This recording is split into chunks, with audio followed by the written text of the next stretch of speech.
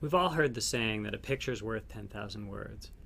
This idea of worth is interesting because it implies some kind of interchangeability. There's some rate at which you can convert one representation into another representation. How might we establish that interchangeability? One type of interchangeability is informational equivalence. Two representations are informationally equivalent if all of the information that's present in one can also be inferred from the other. But just because the same information is theoretically inferable doesn't mean it'll take the same required effort to extract it. Some representations require more steps to compute an inference, and the difference in the perceiver's computational effort presents both challenges and opportunities for you as a designer. Let's look at an example. Let's take the sentence, "A pair of parallel lines is cut by a transversal. This cut generates 8 angles." From the sentence, it's difficult to reason about which pairs form the alternate interior angles. And in fact, I think if you try, you'll find yourself creating a mental image of 2 parallel lines cut by a transversal. With a diagram like this, however, the sentence and the diagram are informationally equivalent, but computationally different for the perceiver. One major benefit of the graphical user interface over the command line is that the graphical user interface enables many common actions to be perception tasks requiring little inference. So far, we've seen a number of examples of how distributed cognition can help individual work. Distributed cognition can also have powerful benefits for group work. And just to give you a quick sense of what this might be like, I'll give you an example from Ed Hushin's research on airplane cockpits. One of the things that Ed observed is that the artifacts in the cockpit help coordinate action between the multiple people that work there, the pilots. And so, for example, one instance of this is the speed dial, where on landing and takeoff, it's incredibly important to have the speed be accurate because you're at the most critical part of the airplane. You're close to the ground. The wings aren't designed for, they're designed primarily for going long haul very high, and the shape of the wings has to be changed to accommodate the low speeds that are required for landing and takeoff. And so the multiple pilots on a large airplane need to coordinate their efforts in several important ways. There are several plastic indicators called bugs around the perimeter of the speedometer. And the pilots can manually set those bugs to do things like mark where a speed, what events will cause a change should cause a change in the wing settings and other things like that. And what's nice about these bugs is that they're visible not just to the pilot that set them, but to everybody else in the cockpit also. And so by remembering by making the triggers for what will cause changes in action manifest to everybody, these artifacts can help coordinate collaboration and increase safety in cockpit situations.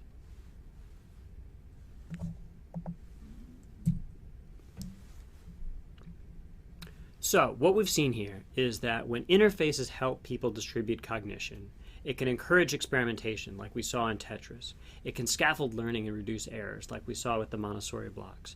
It can show only the differences that matter like in the London Underground map. It can convert slow calculation into fast perception like we saw with the map coloring. It can support chunking, especially by experts, as we saw with chess and with gestural interfaces. It can increase efficiency, as we saw with diagrammatic representations, and it can facilitate collaboration like we saw in the cockpit. Given all of these benefits of good representations, it's kind of surprising that a whole lot of actual interfaces that are out there offer a really crummy job at being able to help people distribute their cognitive efforts. So I call these poor representations common but deadly. Let's take a look at a couple of them. Here's one. I was at a symposium at IBM a couple of years ago. To get on their Wi-Fi network, I needed to enter a password. And I typed in a password that I thought would be just fine. And the Wi-Fi system told me, the password you typed is not valid. Please change it. what do I need to change it to? All passwords often have different requirements, like mixtures of upper and lowercase letters, the presence or absence of numbers or special modifier keys, and there's no way for me to know from this screen what the problem with the password that I entered was. This representation would obviously be a heck of a lot better if when I entered the password it said, you need a password that's at least 10 characters long, or that contains a mixture of upper and lowercase characters, or that has at least one number. And that could be validated the first time that I typed in the new password, as opposed to having to wait until I typed them in both, hit go, and it says,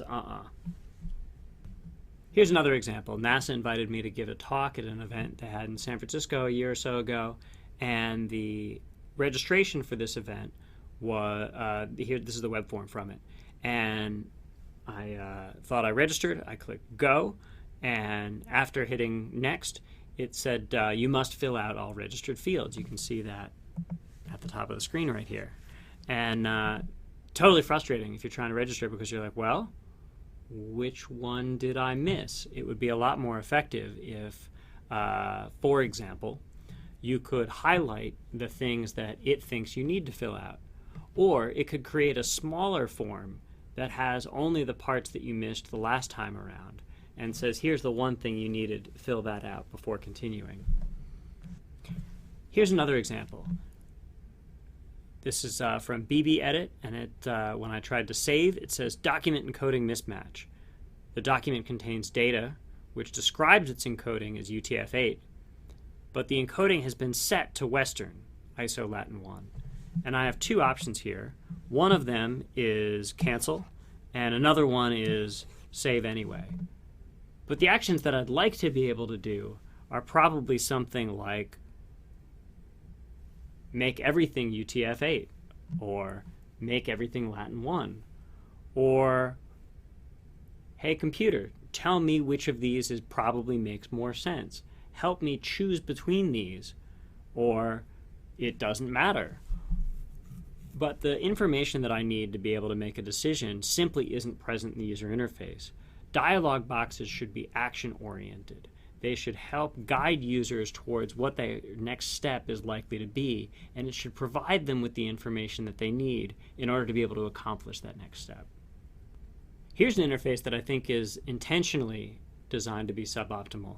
Here we have the eBay funding confirmation page, and if you look at this page, what you'll see is if you, I switch to a credit card, and it says, well, before you go to a credit card, we're going to give you this prompt that asks you to verify that. And eBay and PayPal do this, of course, because they make more money if you use a bank account as opposed to having to pay the credit card transaction fee.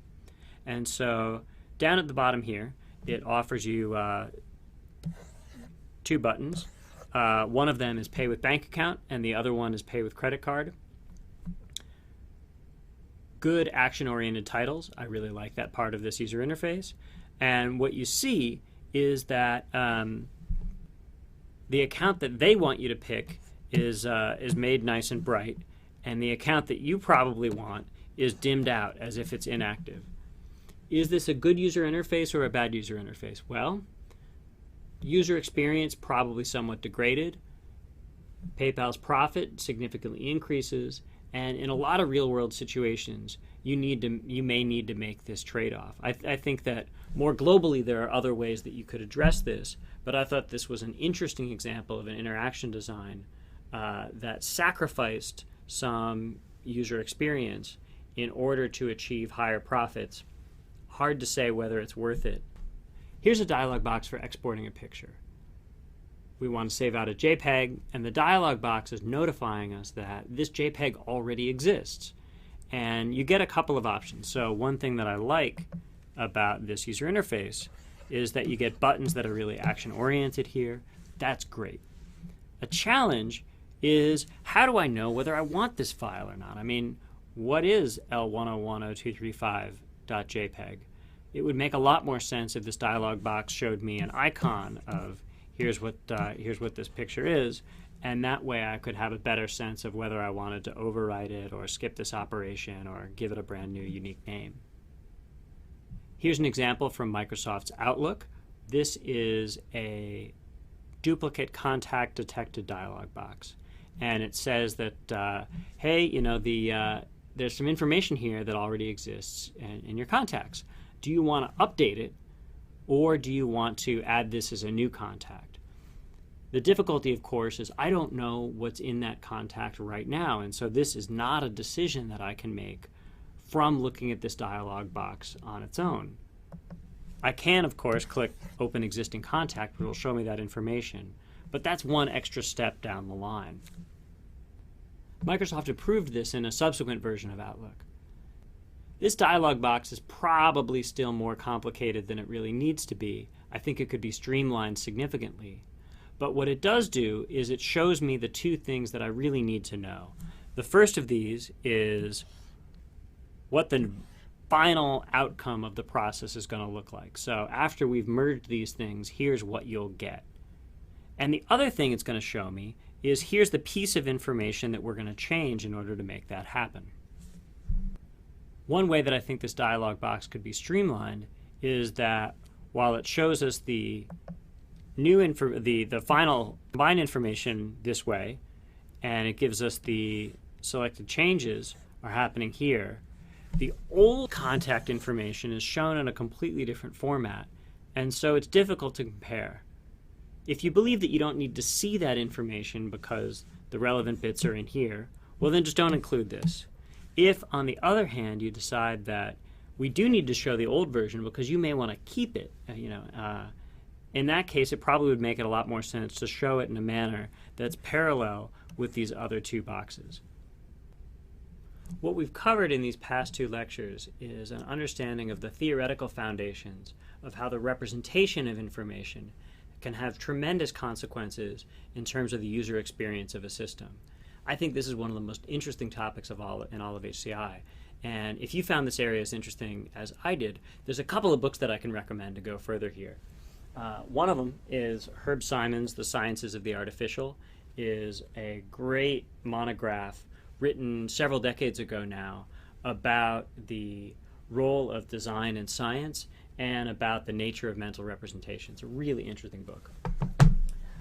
Another one here is Ed Hutchins' book Cognition in the Wild, which lays out a foundation for distributed cognition and describes Ed's work in airplanes and on naval ships.